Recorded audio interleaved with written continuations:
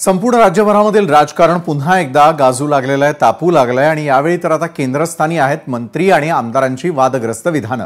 आरोप आणि व्हायरल झालेले व्हिडिओ शिवसेनेचे आमदार संजय गायकवाड यांनी नुकत्याच अधिवेशनामध्ये कॅन्टीनच्या कर्मचाऱ्यावर हात उचलण्याची घटना चांगलीच गाजली, तर सामाजिक न्याय मंत्री संजय शिरसाट यांचाही नोटांनी भरलेल्या बॅगसहचा व्हिडिओ समोर आलेला होता। दुसरीकडे योगेश कदमांच्या आईच्या नावावर डान्स बारचा परवाना असल्याचा आरोप झाला। त्यात कृषी मंत्री माणिकराव कोकाटेंनी केलेली वादग्रस्त विधानं आणि त्यांचा रमी खेळतानाचा व्हिडिओ याचीच सध्या सर्वत्र चर्चा आहे। या सर्व घटनांमुळे महायुती सरकारची प्रतिमा मलिन होत असून स्थानिक स्वराज्य संस्थांच्या निवडणुकांमध्ये याचा फटका पक्षाला बसू शकतो आणि त्यामुळे सत्ताधाऱ्यांना आता मंत्रिमंडळामध्ये फेरबदल करावा लागण्याची वेळ आली असल्याची चर्चा रंगू लागली आहे। द न्यू इंडियन एक्सप्रेसने या संदर्भामध्ये बातमी दिली।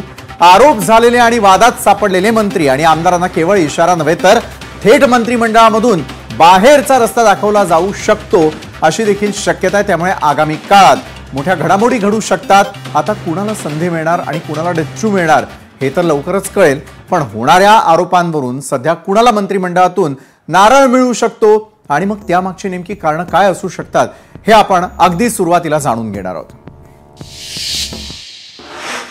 तर कुणाला नारळ मिळण्याची शक्यता आहे? पहिलं नाव येतंय सामाजिक न्याय मंत्री संजय शिरसाट यांचं। पैशांनी भरलेल्या बॅगसह व्हिडिओ व्हायरल झालेला होता। तर गृहराज्यमंत्री योगेश कदम आईच्या नावावर डान्स बार परवाना असल्याचा आरोप त्यांच्यावर करण्यात आला।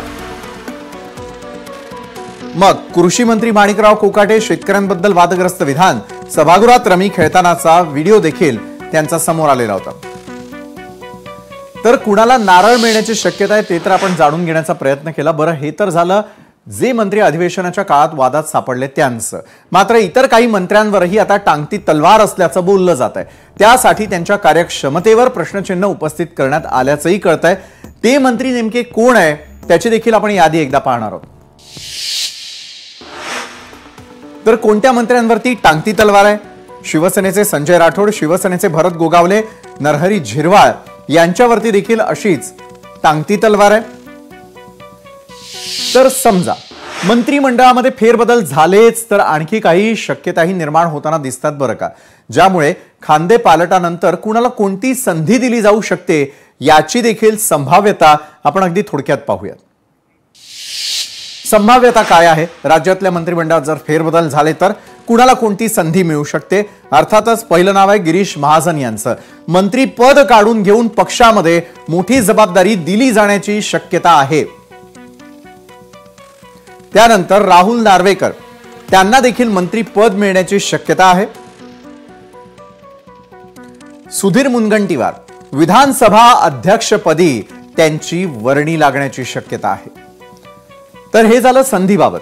या संभाव्यता आम्ही यासाठी दाखवल्या कारण राहुल नार्वेकरांना मंत्रीपदी काम करण्याची इच्छा असल्याचं कळतंय आणि त्यामुळे आता मंत्रिमंडळामध्ये त्यांचा समावेश होऊ शकतो। तर नार्वेकरांच्या जागी विधानसभा अध्यक्ष म्हणून सुधीर मुनगंटीवारांची वर्णी लागू शकते, कारण गेल्या 2 अधिवेशनांमध्ये मुनगंटीवारांची आक्रमकता सर्वांनीच पाहिली आहे। विविध मुद्द्यांवरून त्यांनी सरकारला धारेवर धरलेलं होतं। फडणवीसांच्या मंत्रिमंडळामध्ये मुनगंटीवारांना स्थान देण्यात आलेलं नव्हतं आणि त्यानंतर अधिवेशनात दरम्यान मुनगंटीवार हे सरकारची कोंडी करताना दिसून आले। त्यामुळे आता नार्वेकर मंत्रिमंडळात गेल्यास मुनगंटीवार हे विधानसभा अध्यक्ष होऊ शकतात। आता यात कितपत तथ्य आणि सूत्रांकडून मिळणाऱ्या माहितीनुसार खरंच लवकरच मंत्रिमंडळामध्ये बदल होऊ शकतात का याबाबत अधिक चर्चा करण्यासाठी आज आपल्या